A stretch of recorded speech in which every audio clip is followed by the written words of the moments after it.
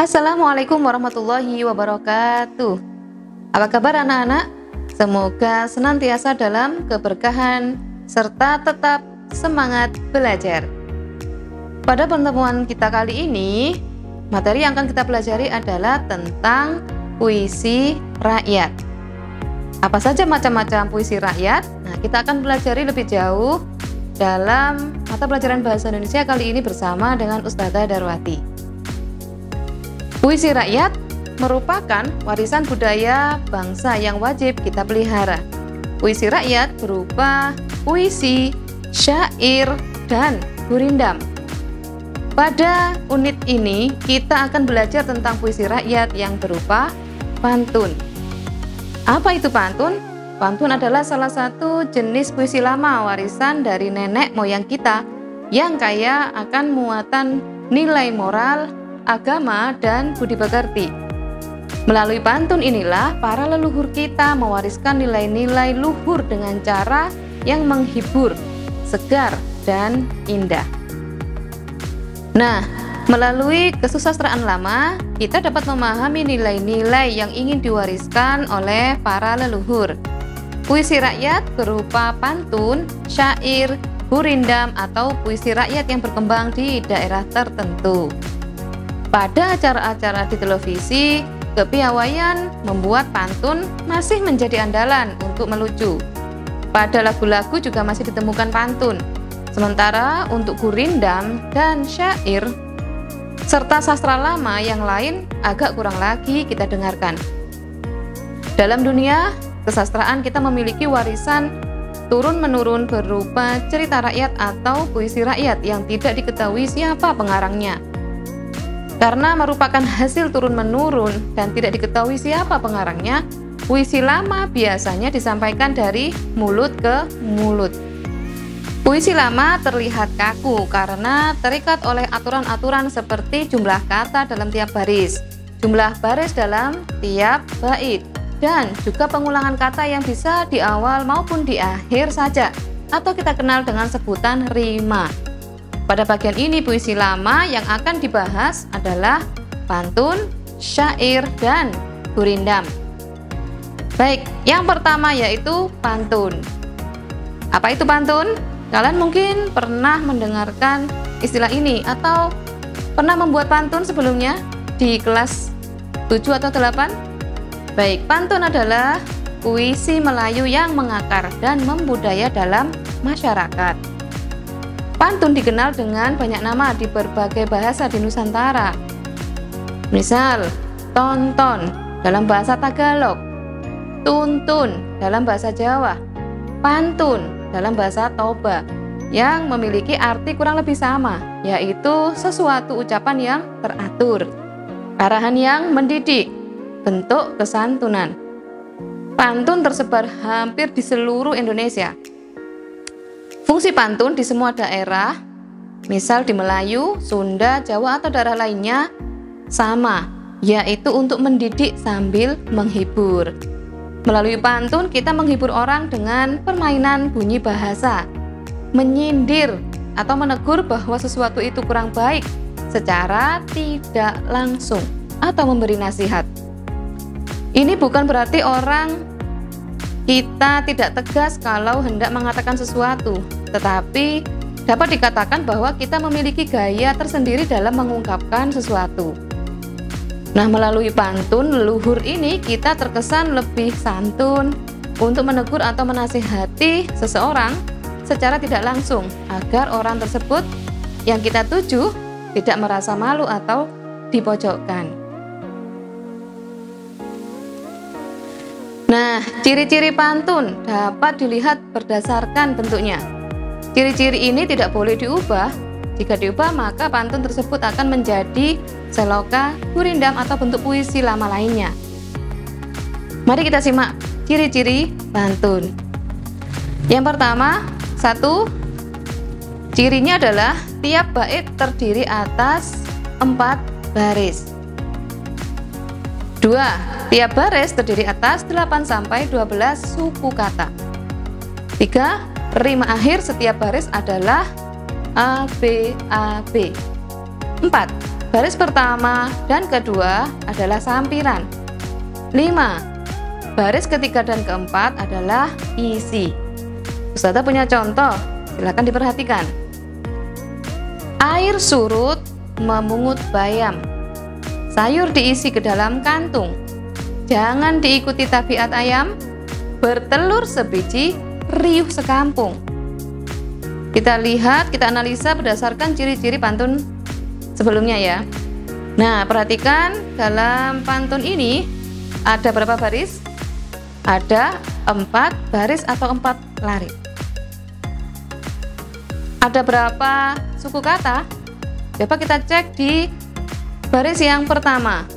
Kita hitung ya suku katanya. Air surut memungut bayam.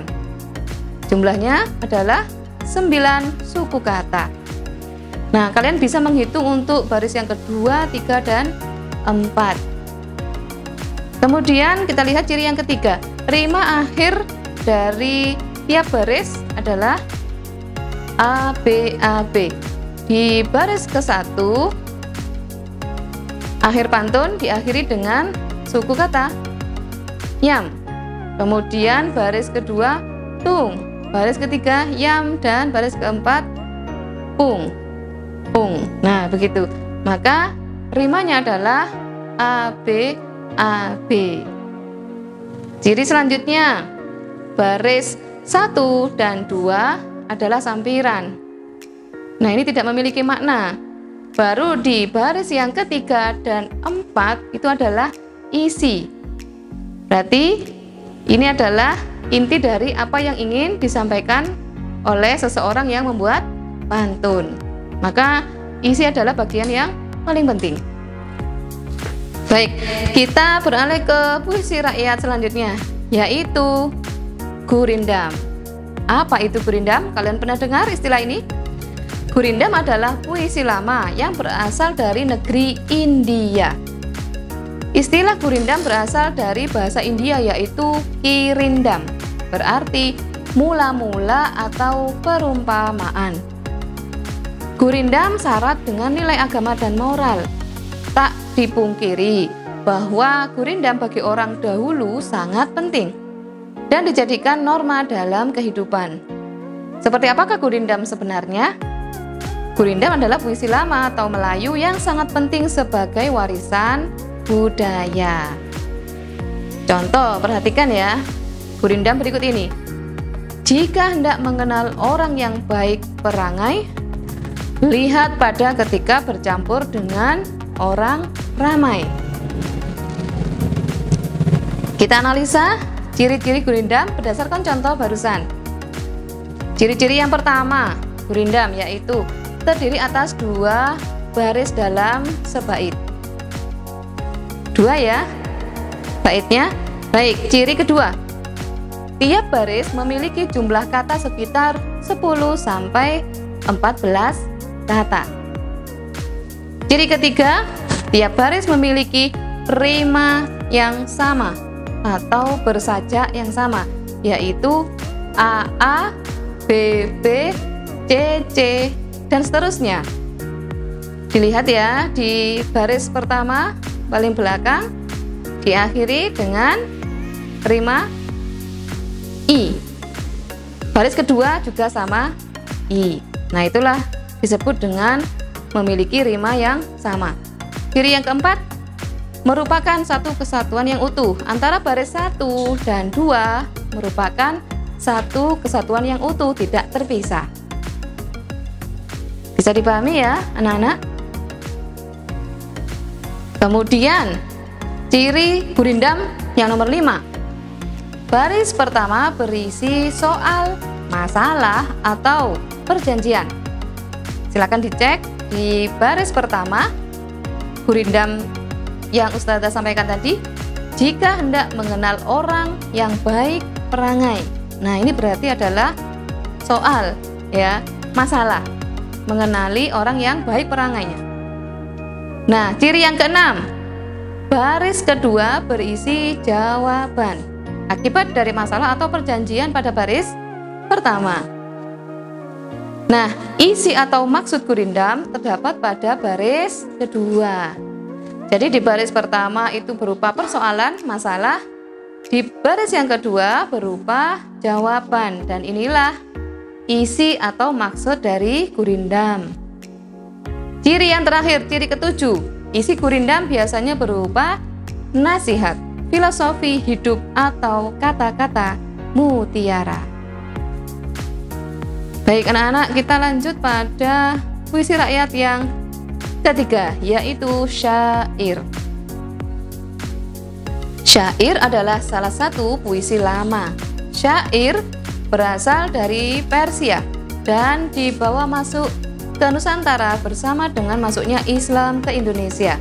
Kata atau istilah syair berasal dari bahasa Arab, yaitu syair atau syu'ur yang berarti perasaan yang menyadari. Kemudian kata syu'ur berkembang menjadi syi'ru yang berarti puisi dalam pengetahuan umum. Nah, dalam perkembangannya syair tersebut mengalami perubahan dan modifikasi sehingga menjadi khas Melayu. Tidak lagi mengacu pada tradisi sastra syair negeri Arab. Penyair yang berperan besar dalam membentuk syair khas Melayu adalah Hamzah Fansuri dengan karyanya antara lain syair perahu, syair burung pingai, syair dagang, dan syair sidang fakir.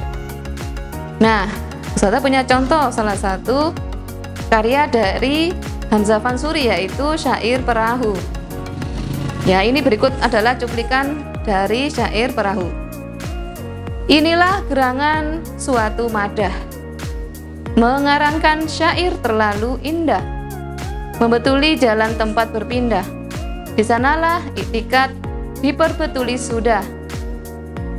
Wahai muda, kenali dirimu, ialah perahu tamsil hidupmu.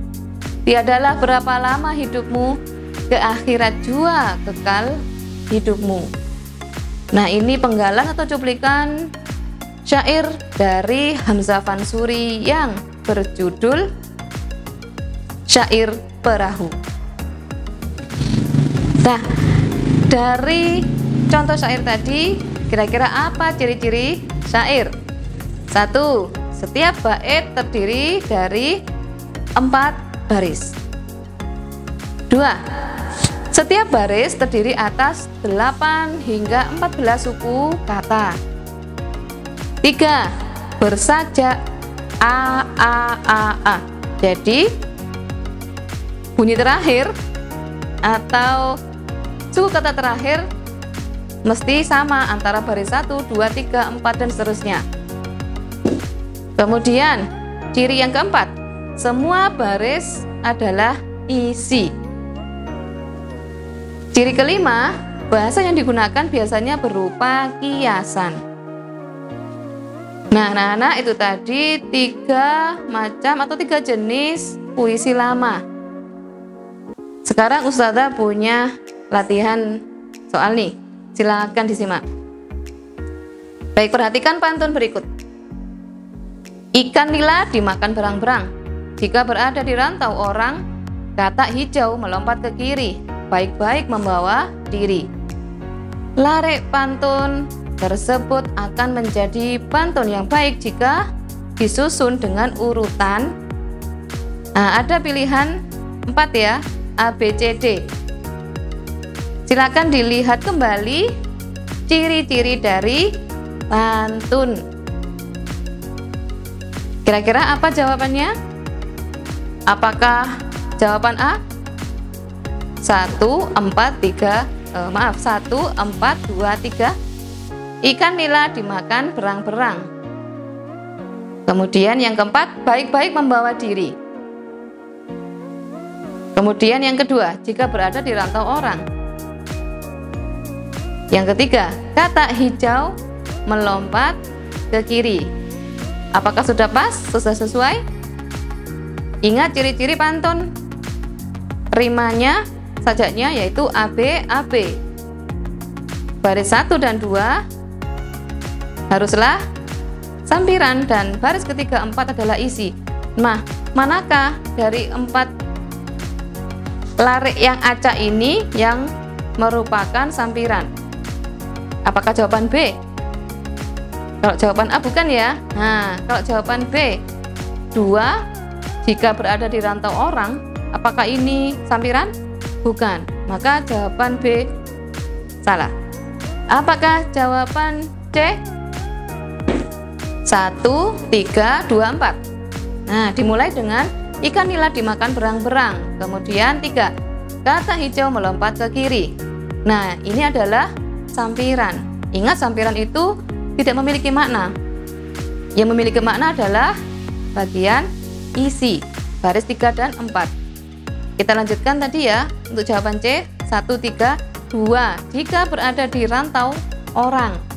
Kemudian baris keempat, nomor 4, baik-baik membawa diri. Nah, jawaban C inilah ya yang tepat. Kenapa? Karena sesuai dengan strukturnya, struktur pantun, yaitu baris 1 dan 2 berupa sampiran, baris 3 dan 4 adalah isi. Kalau jawaban D, tentu bukan, karena kita sudah menemukan kunci jawabannya, yaitu jawaban C. Baik, soal selanjutnya tentang gurindam. Perhatikan gurindam berikut. Jika hendak mengenal orang mulia, kemudian titik. Larik yang tepat untuk melengkapi gurindam tersebut adalah, ingat lagi ciri dari gurindam. Apa saja? Ingat bahwa gurindam itu terdiri dari 2 baris dalam setiap bait. Baris 1 dan 2 adalah satu kesatuan yang tak terpisahkan. Nah, kira-kira dari pilihan ganda A, B, C, D, manakah yang tepat untuk mengisi gurindam rumpang di atas? Apakah A? Mintalah bekal yang ia bawa. Kira-kira cocok nggak? Jika hendak mengenal orang mulia, dengan cara mintalah bekal yang ia bawa. Nah, kayaknya bukan ya. Nah, salah. Bagaimana dengan B? Jika hendak mengenal orang mulia, maka lihatlah hartanya. Nah, ini juga tidak sesuai. Bagaimana dengan pilihan C? C, lihatlah kepada kelakuan dia. Atau D, jauhilah berkata kasar. Kira-kira mana? Jika hendak mengenal orang mulia, maka baris selanjutnya yang cocok, yang tepat adalah yang C, lihatlah kepada kelakuan dia. Ya, memang benar ya, ketika ingin mengetahui orang tersebut mulia atau tidak, maka kita bisa mengenalinya dari tingkah laku, kelakuan atau perbuatan seseorang tersebut. Maka jawabannya adalah C. Ya, benar, C. Baik, soal selanjutnya yaitu tentang syair. Perhatikan syair berikut. Wahai Ananda, intan pilihan, berterus terang janganlah segan. Apa yang benar engkau katakan, apa yang salah engkau tunjukkan. Pesan yang sesuai dengan syair tersebut adalah A. Agar kita tidak durhaka pada kedua orang tua. Apakah jawaban ini tepat? Kurang tepat, karena tidak ada di dalam syair kalimat tentang berbakti atau durhaka pada orang tua. Pilihan B, agar anak selalu jujur kepada semua orang, berkata tidak bohong agar selalu selamat dunia akhirat. Apakah tepat? Kurang tepat. Nah ya, karena tidak ada kalimat yang mengarah kepada keselamatan dunia dan akhirat. Jawaban C, agar kita berterus terang, katakan salah jika salah, katakan benar jika benar. Ataukah jawaban D, agar anak jangan malu-malu? Manakah yang tepat antara C dan D? Ya, jawabannya adalah C. Ingat ciri dari syair bahwa semua baris adalah satu rangkaian. Maka kita mencari jawaban yang tepat, yang sesuai dengan soal syair tersebut.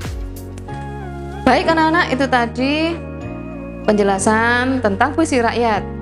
Semoga apa yang kita pelajari hari ini dapat bermanfaat bagi kita semua. Tetap semangat belajar, dan kita ketemu lagi di minggu berikutnya.